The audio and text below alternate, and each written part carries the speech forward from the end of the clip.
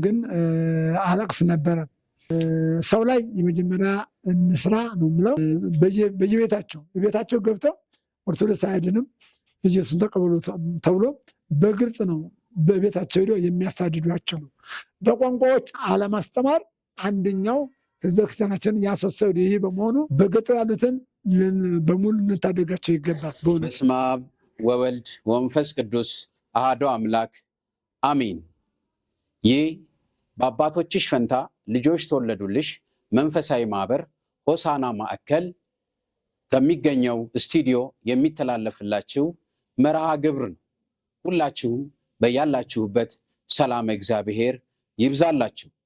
ዛሬ ከስቱዲዮአችን አንድ ልዩ እንግዳ ይዘን ቀርበልናችኋል። ይህንን ፕሮግራም በጥሞና እንድትከታተሉ በልዑል እግዚአብሔር ስም ጥሪያችንን እያስተላለፍን አባታችን ካላቸው አገልግሎት አንጻር ስማቸውንና የሚሰሩትን መንፈሳዊ አገልግሎት ያስተዋውቋችኋል። ወደ አባታችን።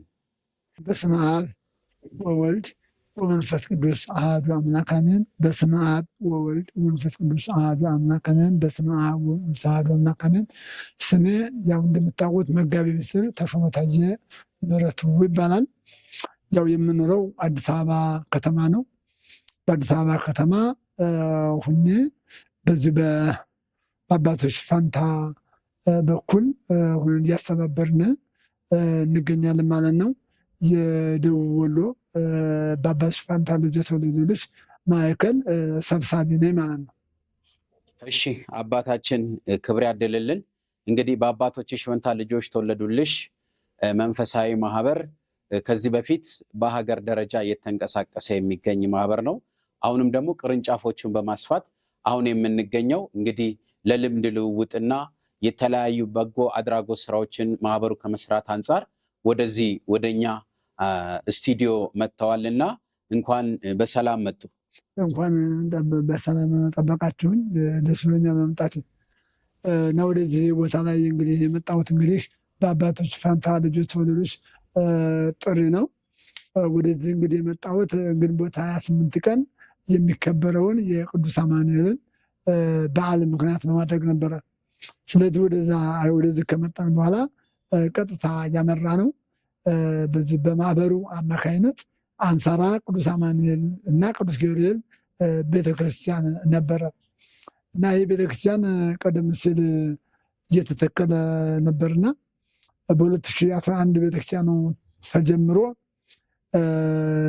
አሁን እንግዲህ ጣራ ተመቷል እና በዛ በዓል ለመገኘት ነበር የመጣሁትና ከዛም ቀጥሎ ደግሞ ቅዱስ ሚካኤልንም ቤተክርስቲያን ለማየት ባካ ያሉትን ነገሮች ጠቅላላ ለማየት ነበር የመጣሁት። እንግዲህ እና እዚህ ከሆሳዕና ብዙ ኪሎ ሜትር ርቆ በሞተር ተሄዶ ከዛም በእግር የአንድ ሰዓት ተኩል ጠንከር ላለ ሰው የአንድ ሰዓት ተኩል የእግር ጉዞ ተሄዶ ነው እንግዲህ አንሳራ ቅዱስ አማኑኤል ቤተክርስቲያን የሄድነውና በዛ ቤተክርስቲያን ላይ ሄጄ በማይበት ጊዜ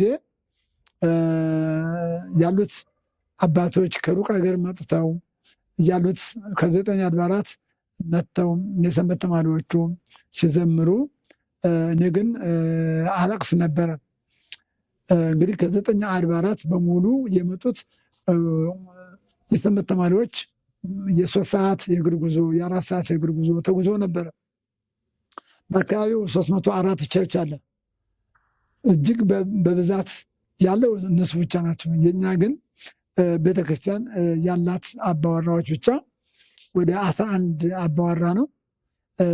እንደገና በነፍሳት ልጆችም ሴቶችም ሁሉም ሲቆጠሩ ወደ 62 ናቸው። ስለዚህ ቤተክርስቲያኑን የሚረዳው አጥቶ ከዛም አልፎ በቤተክርስቲያኑ ደጅ ላይ ወይም መግቢያው ላይ ጭምር የመናፍቃን ቀብር ነው ያለው። ያንን እዛ መቀመጥ አልተቻለም፣ መቀበር አልተቻለም። መብት የላቸውም። በእድር ጭምር በቀብር በማህበራዊ ኑሮ ሁሉ ይታወቃሉ። እጅግ ችግር ውስጥ ናቸው ያሉት በጠቅላላው እና በዛ ቦታ ላይ ሄጄ አዘኘን የመጣሁትና የአሁኑ ይባስ የሚባል አባባል አለ። በእውነት በክርስቶስ ክርስቲያን በወልድ ውሉድ በመንፈስ ቅዱስ መንፈሳውያን የተሰኛችሁ የቅዱስ አማኑኤል ቤተክርስቲያን ወይም ቅዱስ አማኑኤል ወዳጆች በደሙ የዋጃችሁ በእውነት የዚህ የቅዱስ አማኑኤልን ቤተክርስቲያን ጉዳይ በዓይኔ አይቼ የመጣው ስለሆነ እጅግ ያዘኛለሁ። እንግዲህ ከላይ ጉልላት የለውም። ከታች 5 በር ያስፈልገዋል። ወደ ከላይ ከቅዱስ 4 አለ፣ ከታች 3 አለ። ብቻ ጠቅላላ 7 መስኮቶች አሉት። እንደገና ምንጣፍ ያስፈልገዋል፣ ልሾ ያስፈልገዋል፣ ኮርኒስ ያስፈልገዋል። በጠቅላላው ከ3 ሚሊዮን ተኩል እስከ 4 ሚሊዮን ብር ያስፈልገዋል ቤተክርስቲያን። እና ቤተክርስቲያን ግን ማንም የሚረዳው የለም፣ ማንም የሚረዳው የለምና እኔ የምታውቁኝም ሆነ ሌሎች በክርስቶስ ክርስቲያን የተባላችሁ የቅዱስ አማኑኤል ወዳጅ ሆናችሁ ይህም ቤተክርስቲያን ተራርተን እንድንሰራ ነው በማህበሩ በኩል ጥሪዬን ማስተላለፈው ማለት ነው። ሌላ ወደ ሁለተኛው መጥቼ ከዱና ከተማ ወደዚህ መተን ያለው ደግሞ አሁን የደደና ቅዱስ ሚካኤል ቤተክርስቲያን ነው። እዛም ያለው አባዋራ ከ40 እስከ 50 ገደማ ነው።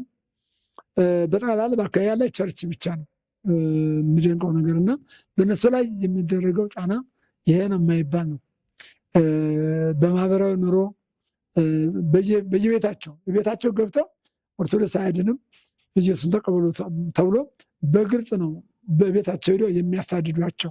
ስለዚህ የመጀመሪያ ስራ ሰው ላይ አለመሰራቱ ስለሆነ የመጀመሪያ ጊዜ ቤተክርስቲያኖቹን እነዚህ እኔ ሁለቱን ስላየሁኝ ነው። ሌሎችንም ሲነግሩኝ አሳዛኝ ነገሮች ስላሉ ከተማው ጭምር የቅዱስ ገብርኤል ቤተክርስቲያን አለ ዱና ከተማ። እዛ ሁሉ ያለው ነገር እጅግ ከባድ ነው።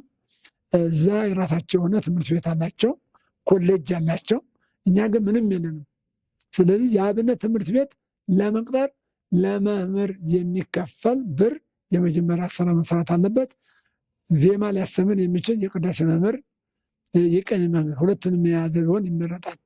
ሁለተኛው ደግሞ የስብከተ ወንጌል ማሰልጠኛ ራሱን የቻለ ያስፈልጋል። በዚህ በሚዲያው በኩል የምሰሙላችሁ ለዚህ እንችላለን። አንድ መምህር ለምሳሌ እዚህ ሀገር ላይ ከ7,000 እስከ 8,000 ብር ሊቀጠር ይችላል። ይህንን አስራት አውጥታችሁ ብትረዱ በሚዲያው በኩል እነዚህንና ሌሎችንም መታደግ የሚቻል ይመስለኛል። ስለዚህ በጠቅላላው ቤተክርስቲያኑ እንደ ቤተክርስቲያን መረዳት አለበት። የሊቀ መላእክት ቅዱስ ሚካኤልን ቤተክርስቲያን በተመለከተ እሱም እንደዚሁ በረንዳው ስንጥቅጥቅ ብሏል። በሩን መዝጋት አልተቻለም ነበረ። በብዙ ትግል ነበር በሩ አልዘጋ ብሎ የተዘጋው እና ተጣሟል። እንደዚህ እሱ ራሱ ቀጣይ ፕሮግራም ተይዞ ቅዱስ ሚካኤል ቤተክርስቲያን መሰራት ያለበት ነው እንዳየሁት ከሆነ ማለት ነው። ስለዚህ በእውነት ቤተክርስቲያን ለመስራት ጉልበትም ያስፈልጋል፣ አቅምም ያስፈልጋል። ስለዚህ ያለው አማራጭ ሰው ላይ የመጀመሪያ እንስራ ነው የምለው። መምህራን ያስፈልገናል። የስብከተ ወንጌል ከጽርሐ ጽዮን ጋራ በመተባበር በአባቶች ፋንታ ጋር ሆነን ሁላችንም ተባብረን በገጠር ያሉትን በሙሉ እንታደጋቸው ይገባል። በእውነት በጣም የሚያሳዝን ነገር ነው ያየሁት። ማየት ማመን ነው። መቼስ መታችሁ ብታዩ ታለቅሳላችሁ፣ ታዝናላችሁ። አንገቱ ላይ ማህተም የያዘ መስቀል የያዘ ሰው ማየት ብርቅ የሆነበት ሀገር ነው እዛ ሀገር ላይ እና ችግር ነው በእውነት እና እስከዛሬም በምናገለግልበት ጊዜ ለምሳሌ ቀደም ሲል የዛሬ 4 ዓመት 5 ዓመት በአባቶች ፋንታ ልጆች ተወላጆች ማህበር ጋራ ደቡብ ወሎ አምባሰል ወረዳ ላይ አንድ ትልቅ ጉባኤ ተዘጋጅቶ ነበረ። ዲያቆን ቤዛ እና ሊቀ ስዩማን ካሳሁን ጋር በመሆን ሂደን ነበረ። በዛም ደቡብ ወሎ ሀገረ ስብከት ላይ የማርየ ደብረ ልዑል ቅዱስ ሥላሴ ላይ፣ የወላኖ ደብረ ገነት ቅድስት ማርያም ላይ፣ የጆሮ ገታ አቡነ ቅዱስ ቤተክርስቲያን ላይ፣ የድብል መድኃኔዓለም ቤተክርስቲያን ላይ፣ የጠረመች ቅዱስ ሚካኤል ቤተክርስቲያን ላይ፣ የገረገራ መድኃኔዓለም ቤተክርስቲያን ላይ፣ ታዋቂው ደብረ አምሳለ ገነት ቅዱስ ቤተክርስቲያን ላይ ሁሉ ትልልቅ ጉባኤ ተካሂዶ ነበረ። በዚህም በዛ ሀገር ላይ ያሉት ተራራዎች በሙሉ ምንድነው ነጭ በሬ ይታረድ ነበረ። ክፉ አምልኮ ባዕድ ይመለክ ነበረ። የተለመደ ባህል ከጥንት የመጣ ነው በማለት ከአቅም በላይ ነበረ። ስለዚህ አንደኛ የመጀመሪያ ስራ የተሰራው ካህናትን ማሰልጠን ነበረ። ሁለተኛ ደግሞ ይሄ ጉባኤ በዛ በመከናወኑ እንደ ስጋ ወይም የጉራ ከሚባለው ትልልቅ አምልኮ ቤት ላይ እነዛ ቀርተዋል። ቤተክርስቲያን የቅዱስ ኪዳን ቤተክርስቲያን ተተክሏል። ይህ እንግዲህ በአባቶች ፋንታ ልጆች ተወለዱልሽ አማካይነት እንግዲህ ህዝቡ ወንጌል ተምሮ ነው ይሄ የተደረገው። ምንም እንኳ በአዲስ አበባ እና በዛ መጥቢያ ያለው ኮሚቴዎች ከሀገረ ስብከቱና ከወረዳው ቤተ ክህነት ጋራ በተደረገ ትብብር ቢሆንም ዋናው መነሻው ግን በአባቶች ፋንታ ልጆች ተወለዱልሽ መንፈሳዊ ማህበር ጋር የተሰራ ስራ ነው። ብዙ የተጀመሩ ቤተክርስቲያኖች አሉ። ልክ ነው።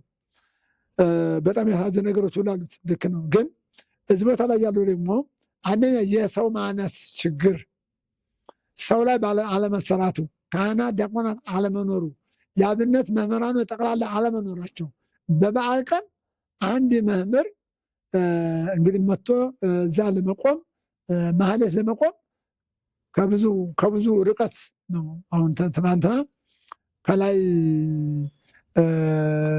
ከኬላ ከሚባለው ርቀት ቦታ ላይ መጥተው ነው አዳራቸውን 3 ቀን ተጉዞ መጥተው ነው ይህንን በእግራቸውም በትራንስፖርትም ብዙ መከራተው መጥተው የቆሙት መምህራችን በእውነት እና የመምህር ችግር ስላለ እንደው በየአድባሩ አልፎ አልፎ የአብነት መምህራኖች እንዲማሩ ካልተደረገ ቀጣይ ቤተክርስቲያን የሚሰራ የሚቀድስ ሰውም ሆነ የሚያስቀድስ እንደሌለ እንደዚሁም ደግሞ የአብነት ትምህርት ቤትም ብቻ ሳይሆን ስብከተ ወንጌልንም በየቦታው ትልልቅ ጉባኤ እየተዘጋጀ ህዝቡን ካላስተማር ነው ሊመምጣት አይችሉም። ግን እኛ ከሰራ በእውነቱ ህዝቡ የዋህ ነው፣ መምጣት ይችላል። በአንድ ካህን አማካይነት ነው ወደ 11 አባወራ ምናፍቅ መምጣት የተቻለ ማለት ነው። ስለዚህ በቋንቋው እዛ ሀገር ላይ ያልተሰራው በቋንቋው ነው። የእኛ ግዕዝ ስናስተምር ከግዕዝም አልፎ አማርኛ ስንናገር አማርኛ የሚሰማ የለም፣ አይደለም ግዕዙን አማርኛ የሚሰማ የለም። ስለዚህ ይሄ ችግር ነው።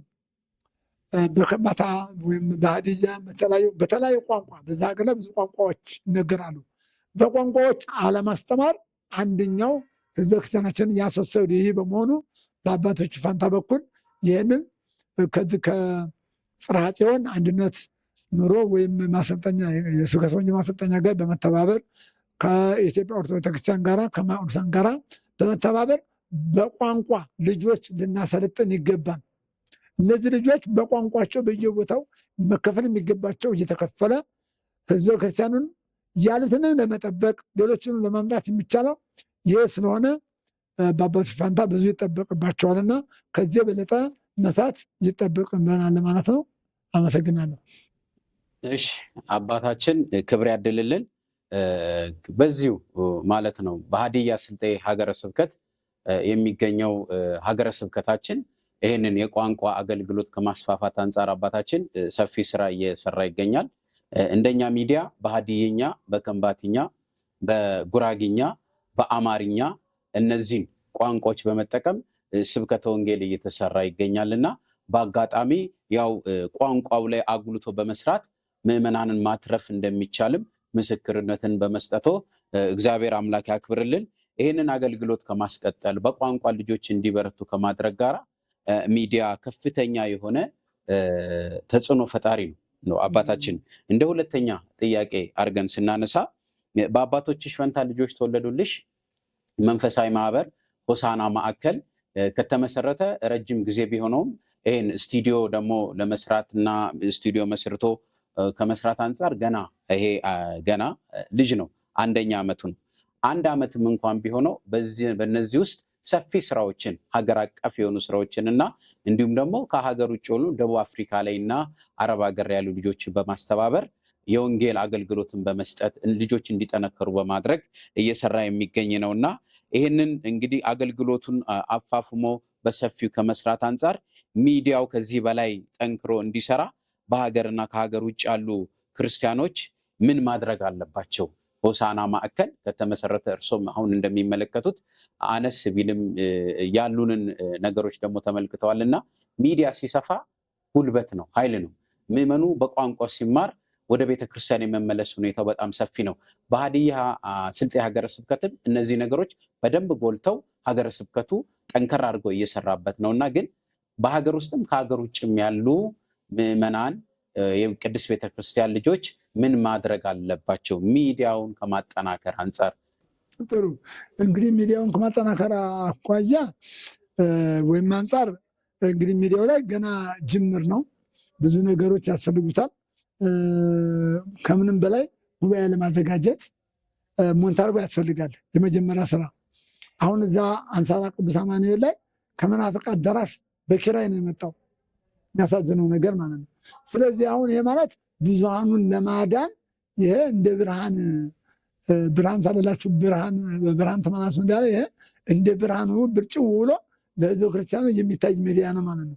ስለዚህ አንደኛ እዚህ እናንተ ዝርዝሩ ብትነግሩን የበለጠ ጥሩ ነው። እኔ በደቡብ አፍሪካና በአረብ ሀገር ብቻ ሳይሆን በአሜሪካ የሚገኙ በእንግሊዝ የሚገኙ በጀርመን የሚገኙ በተለይ በአሜሪካ የተለያዩ እሴት ያላችሁ ወገኖች በተለያየ ሀገር በአውስትራሊያም ሆነ በተለያየ ሀገር ያላችሁ ኦርቶዶክሳውያን በሙሉ እኔ የምታቆኝ ሆን የማታቆኝ ጠቅላላ ለሚዲያው የሚያስፈልገውን ነገር ሚዲያው ላይ ድጋፍ ቢደረግ ብዙ ስራ መስራት የሚቻለው መጀመሪያ ድጋፍ ማድረግ የሚገባን አሁን ለሚዲያው ነው። ሚዲያው ላይ ያለው ነገር ሞንታርቦ እና ሌላ በሙሉ ይሄ ባዶ ነው። ብዙ ነገሮች ያስፈልጉታል። መቅረጫም ማለት ቪዲዮ ካሜራዎች ዘመናዊ የሆኑ እንደገና ስልኮች የሚሆኑ ጥሩ ስልኮች እነዛሁን ቢላኩ ለነዛ ሁሉ እገዛ ያደርጋሉ ማለት ነው እና አስፈላጊ ቦታ ላይ ቀርጾ ይመጣሉ ማለት ነው እና በተለያየ ነገር በውጭ ያላቸው ሰዎች አቅም ያላቸው ሰዎች ለሚዲያው ባለው አካውንት አለ። በአካውንቱ ይለቀቃል።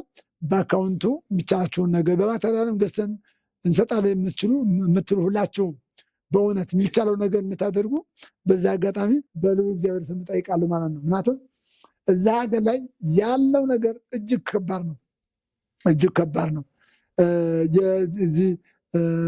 ሌላው ሀገር ላይ ለምሳሌ ያለው መናፍቅ በትህትና ጠይቆ ሊሆን ይችላል። በአብዛኛው ኦርቶዶክስ ስለሚበልጥ እዚህ ጋር ግን ምንም አይነት መብት የለም። ታቦቱ እየሄደ ዞር በሉልኝ እኛ እየሄድን ነው ብሎ መንገድ የሚዘጋበት ቦታ መሆኑን ሁሉ ነው ያረጋገጥኩትና ስለዚህ ይህንን ሚዲያ በማጠናከር ሚዲያው ራሱን የቻለ ሰፋ ያለ በተለያዩ ቋንቋዎች ራሱን የቻለ ቢኖረው በእያንዳንዱ ቋንቋ የራሱ ሚዲያ ቢኖረው ወንጌል አገልግሎት ለመስጠት ስለሚጠቅም እኔ አሁንም ደግሜ በኢየሱስ ክርስቶስ በጌታችን ኢየሱስና በቅድስት ማርያም ስም በጸቀ መሰማታት ስም ድጋሚ አስራታችሁን ሰው እኮ እያንዳንዱ አስራት እንደ አንድ ቀን እንኳን ለአንድ ጊዜ እንኳን የወር አስራታችሁን ለሚዲያው ብታደርጉልን በጣም ትልቅ ጥቅም አለ ማለት ነው። አንድ ጊዜ በተቻለ መጠን እንደ አስራታችሁን የአንድ ዓመት አስራት ትነገር የወር አስራት እንኳ የምታደርጉ ጥሩ ነው የምለው። የምታቆኝ ሆነ የማታቆኝ ሁላችሁም ለሚዲያው ድጋፍ እንድታደርጉ በድጋሚ እጠይቃለሁ። በአባቶችሽ ፈንታ ልጆች ተወለዱልሽ መንፈሳዊ ማህበር ሆሳና ማዕከል ስቱዲዮ እንግዲህ በሚመለከቱት ልክ ያለ አገልግሎት የሚሰጠው እንግዲህ ያለን አንድ ካሜራ ነው። እሱም በደቡብ አፍሪካ እና በአረብ ሀገር ያሉ ወንድምቶቻችን ተባብረው ማርክ ስሪ ነው። አሁን ጊዜው የደረሰበት ደግሞ በጣም ሰፊ ነው። አሁን እርሶም እየተቀረጹ ያሉት በአንድ ሲንግል ካሜራ ነው እየተቀረጽን ያለ ነው። ላይቱንም እንደሚመለከቱት ነው እና አገልግሎቱ ሰፍቶ መሄድ አለበት። ምዕመናን በቋንቋቸው እንዲማሩ ሚዲያ ከፍተኛ ኃይል አለው። አሁን እዚህ እንደ ስቱዲዮ አሁን እርሶ ካስተላለፉት መልእክት አንጻር ሚዲያውን ከማጠናከር ከመስራት አንጻር በጣም ብዙ የሚያስፈልጉ ነገሮች አሉ። ለምሳሌ ካሜራ ያስፈልገናል፣ እንዳሉትም ሞንታርቦ ያስፈልገናል። በተለያዩ ገጠር አብያተ ክርስቲያናት ላይ ዝግጅት ስናዘጋጅ መከራየት የለብንም፣ ጭነን መሄድ ነው የሚጠበቅብን። ኮምፒውተር ያስፈልገናል። በልጆች አቅም እንግዲህ እዚህ ጋር የምንመለከታቸውን ለስቱዲዮ የተወሰነ አገልግሎት ሊውሉ የሚችሉ እነዚህ ፖስተሮችን ኤዲት ልናደርግ የምንችልባቸው በራስ አቅም በ12 ሐዋርያት ስም የተሰየሙ ማህበራት ናቸው። እንግዲህ አስተዋጽኦ እያደረጉ ለራሳቸው ለቤተሰባቸው ሲያግዙ ሚዲያው መጠንከር አለበት ብለው ሰፊ ስራ እየሰሩ ነው እና አንደኛ ካሜራ ያስፈልገናል።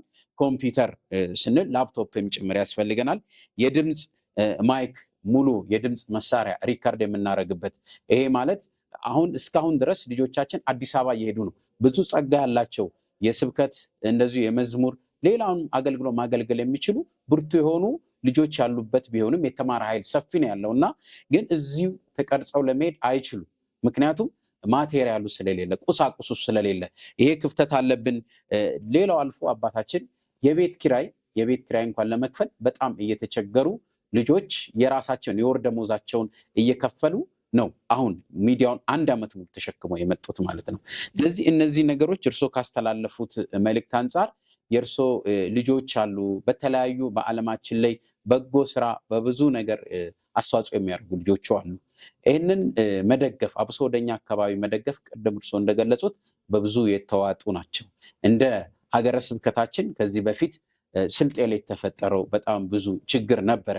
እግዚአብሔር ይመስገን የመንግስት አካልም ቅድስት ቤተክርስቲያን ልጆችም አባቶችም ከፊት በመሰለፍ ድንቅ ስራ ሰርተዋል። ይሄ ድንቅ ስራ ደግሞ እንዲቀጥል ማበረታታት፣ ማገዝ፣ ልጆችን መተካት ያስፈልጋልና የእርሶ ልጆች ይሄንን ሚዲያ በአጭር ጊዜ ውስጥ ለውጠው ለብዙ ምዕመናን መትረፍ ምክንያት እንዲሆኑ በእናንተ በኩል ምን አስተዋጽኦ ታደርጉልናላችሁ? ለድምፅ መሳሪያው፣ ለካሜራው የተለያዩ ስራዎችን ልንሰራ ነው እና በዚህ እንዲቆም አንፈልግም፣ ወደ ብሮድካስት እንዲያድግም ስለምንፈልግ ጭምር ነው እና በእርሶ በኩል ምን አይነት ዝግጅት ይደረጋል? በእኔ በኩል ባሉት እህቶች ወንድሞች አሉ። እንግዲህ በተለያየ ሀገር በእኔ በኩል የሚደግፉ ለምሳሌ በውጭ ሀገር የተደራጀ ማህበር አይደለም ያለ። በውጭ ሀገር ያሉት በጎ የሚያደርጉ ነገር አስራት የሚያወጡ አስራታቸውን ሰጥተው ያው ቤተክርስቲያን የሚሰሩ ድሆች የሚደግፉ አሉ። ስለዚህ እነሱን ያው በመጠየቅና ያው እንግዲህ የሚችሉትን ነገር እንዲያደርጉ አሳስባለሁ ማለት ነው በግል እንደዚህም ደግሞ በተቻለ መጠን አዲስ አበባ ማዕከል አለ። አዲስ አበባ ማዕከል ጋር ሆነን ደግሞ እዛም የሚያስፈልገውን እዚያ የሚያስፈልገው ነገር እንግዲህ ያው ተጎናችሁ ሁኜ በሁሉም ማዕከል ታላላችሁ ሁኜ ለመስራት ዝግጁ ነኝ ብዬ ነው የማስበው። አዎ አባታችን አሁን ክብር ያድልልን አዲስ አበባ ማዕከል በአባቶችሽ ፈንታ ልጆች ተወለዱልሽ መንፈሳዊ ማህበር ዋናው ማዕከል ትልቅ ስራ በሀገር አቀፍ በዓለም አቀፍ የሰራ ማህበር ነው። መተኛት የለብንም። የሁሉ መናፍቅ የመጣብን ይቺ ሀገር በኢትዮጵያ ኦርቶዶክስ ብቻ ነበረች ትተዳደር የነበረው በቅርብ ጊዜ ማለት ነው። እንግዲህ በ16ኛው መቶ ክፍለ ዘመን ነው እንግዲህ መናፍቅ የመጣው። በ1517 ነው እንግዲህ መናፍቅ የመጣው። ከዛም በፊት የነበሩት እንግዲህ ይታወቃል። እንግዲህ ኦርቶዶክስና ካቶሊክ ነበሩ። በ6ኛው መቶ ክፍለ ዘመን ወይም በ7ኛው መቶ ክፍለ ዘመን የእስልምና ሃይማኖት ነው የመጣው። ከዛም በፊት ሁሉ ከክርስቶስ ልደትም በፊት 1008 ዓመት ይቺ ሀገር ሕገ ወዴትን ጠብቃ የምትኖር ከዛም በኋላ ያሉት እንግዲህ ክርስትናችን ሰፍቶ አገር አቀፍ የሆነች አገር የምትባለው ኦርቶዶክስ ነበረች። ይሄ ሁሉ ግን ከላይ ያሉት አባቶች ዝቅ ብለው ባለመስራታቸው፣ ሁለተኛ በቋንቋ አለማስተማራችን፣ የነበሩትም ነገስታት ትኩረት በቋንቋ ላይ ትምህርት አለመስጠታቸው እንዳንድ ችግር ነው። ስለዚህ አሁን እስከዛሬ ድረስ የተሰጠንን አደራ ባለመወጣታችን ተጠያቂዎች ነን። ምክንያቱም ኢየሱስ ለጴጥሮስ የነገረው ነገር አለ። በጎችን ጠብቅ፣ ግልገሎችን ጠብቅ፣ ጠቦቶችን ጠብቅ፣ ጨቅላዎችን ጠብቅ ብሎ አደራ ሰጥቶታል። ዮሐንስ ወንጌል ምዕራፍ 21 ላይ ማለት ነው። ይህንን ባለመድረጋችን እስከዛሬ የተበላው ተበልቷል። በተቻለ መጠን አሁንም ከዚህ የበለጠ መስራት ከኛ ይጠበቃል ማለት ነው። ከዚህ የበለጠ ብዙ እንቅስቃሴ የአዲስ አበባው ማዕከል ይጠበቅበታል። እዚህም ያለ ብዙ እየለፋችሁ ነው። ከምንም በላይ በጣም የተሻለ ሆኖ ነው ያገኘሁት። ጥሩ ነው። ግን ያው መቼስ በሞትና ባለመሞት ላይ ስላላችሁ ከዚህ የበለጠ ካልሰራችሁ እንኳን ሌላ ልናተርፍ እዚህ ላሉትም ቤተክርስቲያናትና ህዝበ ክርስቲያን አስጊ ደረጃ ላይ ስላላችሁ ወይም ስላለን አጥብቀን መስራት አለብን። ስለዚህ መተኛትና ወይም እንቅልፋ መሆን አያስፈልግም። ሁሉም ሰው አሳቱን መስጠት፣ በእውቀቱ ማገልገል በቃ መቆርቆር እንደ ሃይማኖት መቆርቆር አለብንና ሁላችሁም በሁሉም ቦታ ያላችሁት የማህበሩ የአባቶች ሽፈንታ ልጆች የተወለዱልሽ ማህበረተኞች ሁሉም ሰው በያለበት ጠንክሮ በመስራት ማህበሩን በማስፋፋት ዓለም አቀፍ እንዲሆን ማድረግ ነው። ሁለተኛ ደግሞ በሊባኖስ ቤሩት የምትገኙት እህቶች ወንድሞች፣ በግሪክ የምትገኙ እህቶች ወንድሞች፣ አሜሪካ ላይ ዳላስ ላይ የምትገኙ እህቶች ወንድሞች እና በተለያየ አሜሪካ ስቴትስ ላይ ያላችሁት እህቶች ወንድሞች በያላችሁበት ሁናችሁ ማዕከል ኮሚቴ ብታቋቁሙልን እዛ ሀገርና በሀገር ስብከት ደረጃ እውቅናው ለእናንተ የመስጠት ችሎታ ስላለ ወይም መጻፍ ስለሚቻል በሊቀ ጳጳሱ አማካይነት መጻፍ ስለሚችል ወይም ሀገረ ስብከቱ ስለሚጽፍላችሁ በዛ ሀገር ላይ በተቻለ መጠን ተዋቅራችሁ ብታሳውቁን የተሻለ ነው ማለት ነው። ምክንያቱም አገር አቀፍ ዓለም አቀፍ እንዲሆን ማህበሩ ማለት ልክ እንደ ማህበረ ቅዱሳን አብረን በመስራት ህዝበ ክርስቲያኑን ከጥፋት እናድን፣ ንስሐ እንዲገቡ ማድረግ፣ ስጋ ወደሙ እንዲቀበል ማድረግ። ሰው ንስሐ መግባትን ስጋ ወደሙ መቀበልን አያውቅም። ኦርቶዶክስ መሆን ብቻ በቂ አይደለም። እንድትችሉ የምታደርጉ በልዑል እግዚአብሔር ስም እጠይቃለሁ። እሺ አባታችን እንዲህ ክብር ያድልልን። እንግዲህ በሰሜን በኩል ያለውን አጠቃላይ አገልግሎትም እንዲያሳውቀውናል። በደቡብ ወሎ በአባቶችሽ ፈንታ ልጆች ተወለዱልሽ መንፈሳዊ ማህበር የደቡብ ወሎ ማዕከል ዋና ሰብሳቢ የሁላችንም አባት ዓለም አቀፍ በሆነው አገልግሎት በሚሰጥበት ጊዜ ግንባር ቀደም በሆኑ በማገልገል ልጆቻቸውን በማስተባበር ወንጌል በማስተማር እንደዚሁ ደግሞ ወደዚህ ወደ ሆሳዕና ማዕከል በመምጣት ልምድ በማካፈል ያሉትን ደብራትን በመጎብኘት ቤተክርስቲያናትን አብያተ ክርስቲያናትን በመጎብኘት ያለውን ክፍተት በመመልከት እንግዲህ ለእናንተ መልእክት አስተላልፈዋልና እንግዲህ የአባታችንን ጥሪ የሰማችሁ በመላው ዓለም የምትገኙ ውድ የቅድስት ቤተክርስቲያን ልጆች የበኩላችሁን አስተዋጽኦ በማድረግ ቅድስት ቤተክርስቲያንን እንድንደግፍ ህንፃ ሥላሴን እንድንሰራ ጥሪያችንን እያስተላለፍን በአባቶችሽ ፈንታ ልጆች ተወለዱልሽ መንፈሳዊ ማህበር ሆሳዕና ማዕከል ይሄንን ከአባታችን ጋር ያደረግነውን ቆይታ ግንዛቤ ውስጥ በማስገባት ለስቱዲዮ ለምታደርጉትን እያንዳንዱን አስተዋጽኦ እግዚአብሔር አምላክ እንግዲህ ነፍሳትን እንድናድንበት እንድንሰራ ስለሆነ ትኩረት በመስጠት እንድታገለግሉ ጥሪያችንን እናስተላልፋለን። ከዚህ ውጪ የተለያዩ አገልግሎቶችን በገጠርም ሆነ በከተማ በሚሰጥበት ጊዜ ከጎናችሁ ሆነን በየትኛውም አካባቢ ላይ አገልግሎት ቀጥታ ስርጭት አለንና በቀጥታ ስርጭት እንደዚሁም ደግሞ በመቅረጽ የቅድስት ቤተክርስቲያንን የማስተዋወቅ ስራ አዲስ አበባ ላይ ያለው ማዕከል እንደሚሰራ ሁሉ እኛም ልናግዛችሁ እንደምንችል በዚሁ እያሳወቅን እኔ ይሄንን ዝግጅት አባታችን ጋር ሆኜ ያቀረብኩላችሁ ሰባኪ ወንጌል ተመስገን ሹመቱ እባላለሁኝና በያላችሁበት ሰላም እግዚአብሔር ይብዛላችሁ። ይቆየን።